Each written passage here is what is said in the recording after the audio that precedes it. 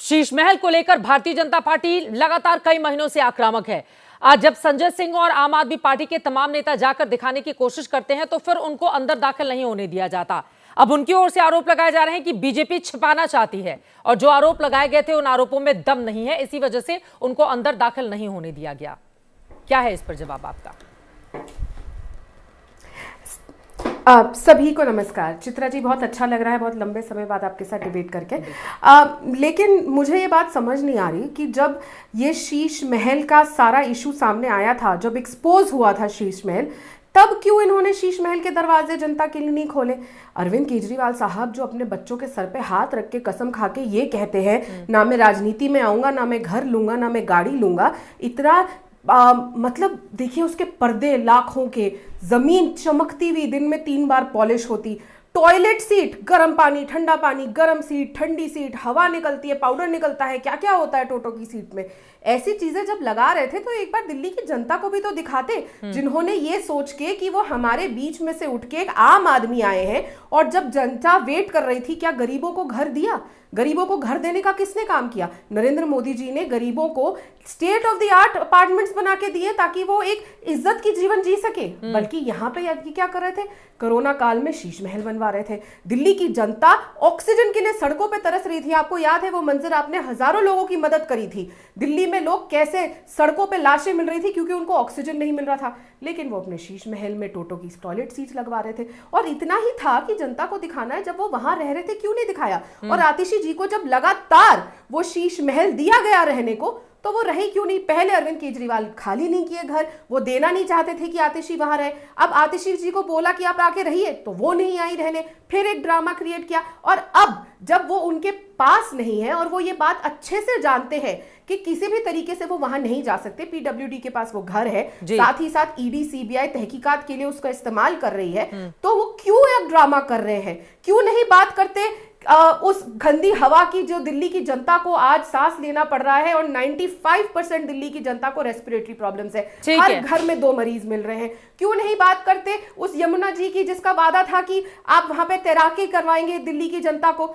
आज कहते हैं कि यमुना साफ करने से कोई वोट मिलता है। मैं जवाब ले लेती हूँ आम आदमी पार्टी से। 10 साल से दिल्ली की जनता ने बखूबी देख लिया है। कई ऐसे आरोप आपकी ओर से लगाए गए हैं जिसका जवाब मैं ले लेती हूं। अनुराग ढांडा जी, सीधे आपके पास आते हुए, राधिका जी ने भी जो बातें कही और भारतीय जनता पार्टी जो कह रही है, देखिए ये घोटाला 50 करोड़ तो कागज पर है शीश महल का, शराब कारोबारियों का पैसा लगा है शीश महल में, इस तरह की बातें निकलकर सामने आ रही हैं। और अनुराग जी, आपसे ये सीधा सा सवाल है, जब मुख्यमंत्री की जो कुर्सी है अरविंद केजरीवाल की जो रही थी, उस पर आतिशी ने बैठने से इनकार कर दिया कि खड़ाऊ लेकर मैं सरकार चलाऊंगी, तो अब अरविंद केजरीवाल का जो बंगला था जिसको 3 महीने पहले उनको आवंटित कर दिया गया था, वो उस बंगले में जाकर रहती नहीं है। अब वो बंगला अगर पीडब्ल्यूडी के अधिकारियों ने मना कर दिया उनकी एंट्री से या फिर वापस ले लिया, तो इसको लेकर फिर इतने ज्यादा सवाल क्यों? अनुराग ढांगा जी, क्या आप लोग भी शुद्ध राजनीति नहीं कर रहे हैं इस पूरे मामले को लेकर? देखिए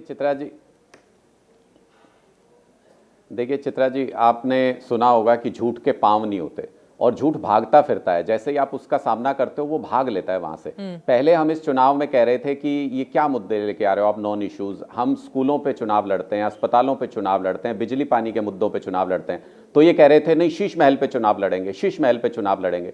अब हम कह रहे हैं कि चलो यार, तुमको मुद्दों पे चुनाव नहीं लड़ना है, शीश महल पे चुनाव लड़ना है, तो शीश महल दिखा देते हैं सारी जनता को। इतने एडिट कॉपी पेस्ट फोटो लिए घूम रहे थे, कोई सोने का टॉयलेट, पता नहीं वहां बार लगा हुआ है, पता नहीं वहां स्विमिंग पूल है। हमने कहा भाई मीडिया के लिए ओपन करते हैं ना, साथ लेके चलते हैं, देख लेंगे अंदर क्या क्या है। तो फिर इन्होंने कहा नहीं नहीं नहीं नहीं, अंदर नहीं जा सकते, क्योंकि झूठ को भागना था, झूठ के पांव तो होते नहीं, अंदर जाते तो सच खुल जाता कि ऐसा वहां पे कुछ नहीं है।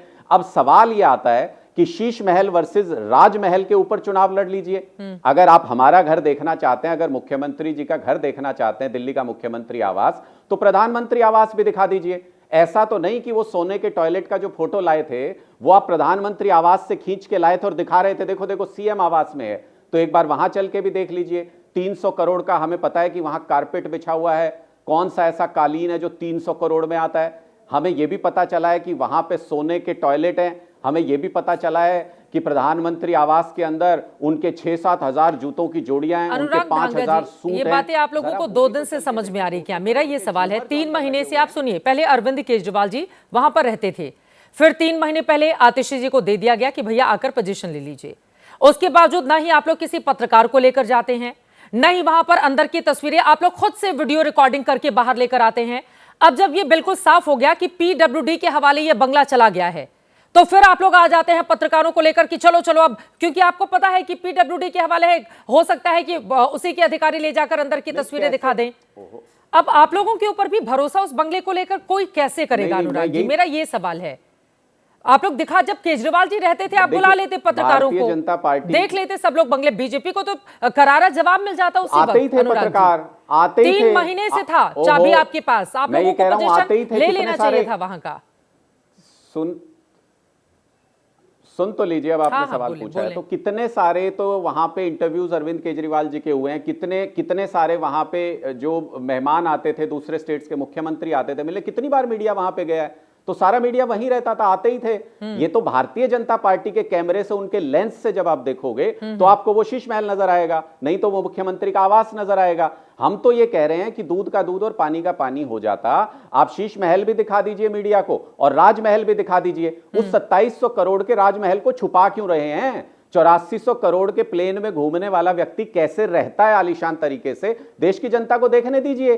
तो इसमें इनको आपत्ति है कि नहीं नहीं अब हम नहीं दिखाएंगे। आपने कहा कि 3 महीने पहले वो आतिशी जी ने क्यों नहीं पोजीशन लिया, ये कैसा सवाल है? आप सबने वीडियोस देखे हैं, आतिशी जी के सामान को बाहर फेंक दिया गया था वहां से, वो तो पोजीशन ले रही थी, सामान अंदर रखा था, खुद इन्होंने ही सामान बाहर फेंकवा दिया, फिर कहते हैं आपने पोजीशन लेने के लिए गई थी आतिशी जी, ऐसा कैसे चलेगा? हाँ, कब गई थी वो?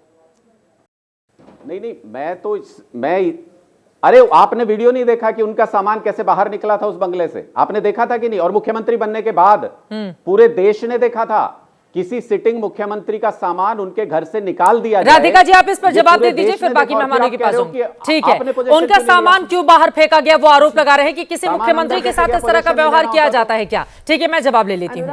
हाँ, और राधिका जी एक और सवाल है, 1 महीने की तो और बात थी, 1 महीने में ऐसा क्या बिगड़ जाता अगर 1 महीने तक चाबी जो है वो आतिशी जी के पास या फिर आम आदमी पार्टी के पास या फिर पीडब्ल्यूडी भी उसको ये कह देना कि नहीं अब इसकी जांच चल रही है, आपका कोई लेना देना नहीं है, ये तो हमारे पास रहेगी चाबी। ये भी कोई मतलब अच्छी स्थिति को तो इशारा नहीं करता है ना राधिका खेड़ा जी?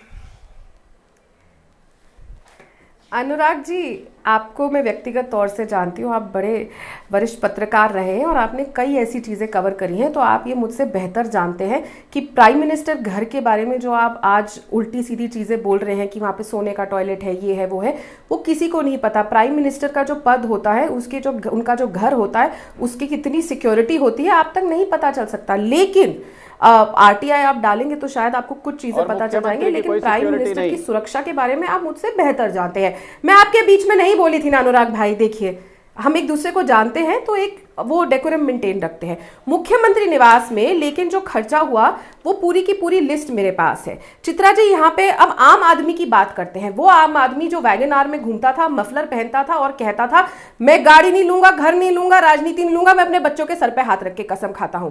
उनके घर में जो मैट्रेस रखी हुई है, I sleep Chrono spring mattress, 5 लगी हैं। आप अगर गूगल करेंगे आई स्लीप क्रोनो मैट्रेस तो एक 3,35,204 रुपए की है। तो आप उसको 5 से मल्टीप्लाई कर लीजिए।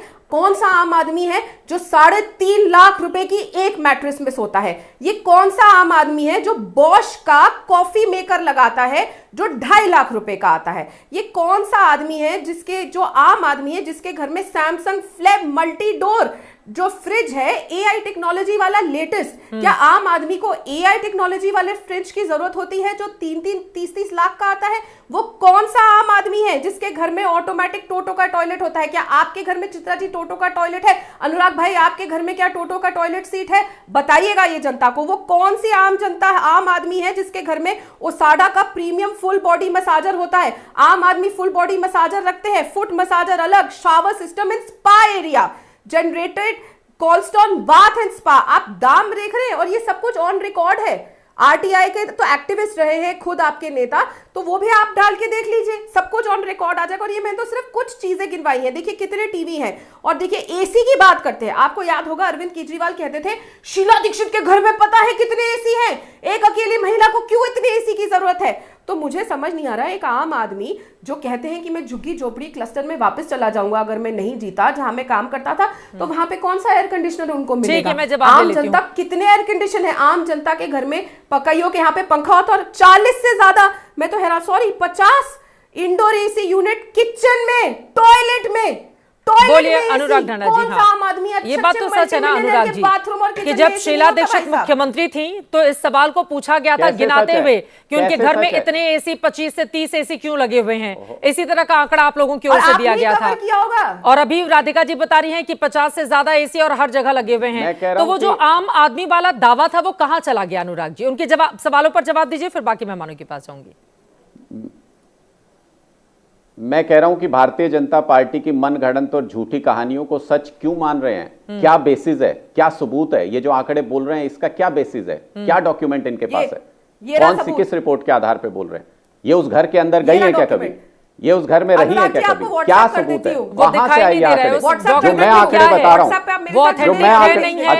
आप सही बोल रही हैं, गलत बोल रही हैं राधिका जी, कैसे भरोसा किया जाए? एक मिनट, वो कह रहे हैं कि विश्वसनीयता क्या है उस डॉक्यूमेंट की? कुछ भी बोल दो आप। व्हाट्सएप यूनिवर्सिटी से पीडब्ल्यूडी का सरकारी डॉक्यूमेंट है, इनको सरकार पे विश्वास नहीं है, लेकिन एक भी तो क्यों चुनाव लड़ते हैं? पीडब्ल्यूडी का सरकारी डॉक्यूमेंट है, बता रही हैं। कहां से मिला? कहां से मिला? फर्जी है, एडिटेड है। पहले ऐसे नेता अमित मालवीय जी भारतीय जनता पार्टी के थे, जिसको ट्विटर ने टैग किया कि ये मैनिपुलेटेड इस्तेमाल कर रहे हैं डॉक्यूमेंट। पहले ऐसे नेता, इनका काम है सुबह शुरू होते हैं copy paste edit, copy paste edit, एक ऑथेंटिक सूचना इनकी नहीं होती। मैं जो ऑथेंटिक बात बता रहा हूं वो तो आप मान लीजिए, हमें तो पीएम आवास में जाने वाले लोगों ने बताया है। इतने सारे लोगों को, इतने सारे, बस आ गए हम मुद्दे से भाग रहे हो। चोर के पैर नहीं होते, चोर के पैर नहीं होते, झूठ के पैर नहीं होते।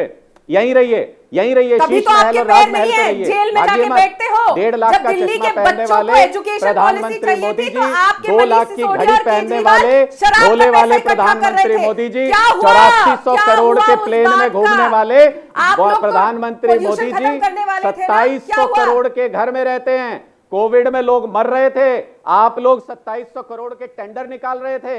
कोविड के अंदर लोग जब मर रहे थे, प्रधानमंत्री जी को राजमहल बनवाना था, 2700 करोड़ का अपना राजमहल बनवाना था। जो चीज टेंडराइज नहीं हुई है, अब मैं इनको ओपन चैलेंज देती हूं चित्रा जी, ये आपको या मेरे को टेंडर भेज के दिखाएं, ढेरों न्यूज रिपोर्ट है, नकली टेंडर दिखा दो, नकली टेंडर दिखा दो, क्योंकि आप लोगों को तो नकली काम करने की आदत है। टेंडर चित्रा जी इनको बोलिए, जब ये बोल रहे हैं मैंने डॉक्यूमेंट के साथ बात करी, मैं चैलेंज दे रही हूं अनुराग ढांडा को, डॉक्यूमेंट दिखाए। मेरा डॉक्यूमेंट ये रहा और ये कहीं से भी चेक किया जा सकता है। चित्रा जी आप अपनी टीम से चेक करवा लीजिए, दूध का दूध पानी का पानी हो जाएगा। आप डॉक्यूमेंट दिखाइए कि प्रधानमंत्री आवास के लिए टेंडराइजेशन हो चुकी है, ना टेंडर हुआ है ना कुछ बन रहा है। झूठ मत बोलो अनुराग ढांडा, आप पत्रकार रह चुके हैं और आप एक जिम्मेदार व्यक्ति हैं, लेकिन अब आप नेता बन के बेजिम्मेदारी वाला काम कर रहे हैं। और इसीलिए आपको मुंह की खानी पड़ी हरियाणा में। हरियाणा की जनता ने आपको करारा जवाब दिया इसी 200 करोड़ के झूमर लगे हैं, 300 करोड़ के कालीन बिछे हैं, 2700 करोड़ का घर है, रोजाना 3 ड्रेस बदलते हैं, 5000 सूट है मोदी जी के पास, 10 लाख का सूट पहनते हैं, गॉगल्स उनकी तस्वीर देखी होगी, 1.5 लाख के गॉगल्स हैं, 2 लाख की घड़ी पहनते हैं। इतनी तनख्वाह नहीं है उनकी कि 2700 करोड़ के अनुराग ढांडा जी, ठीक है, आप दोनों लोगों की बात हो गई राधिका जी।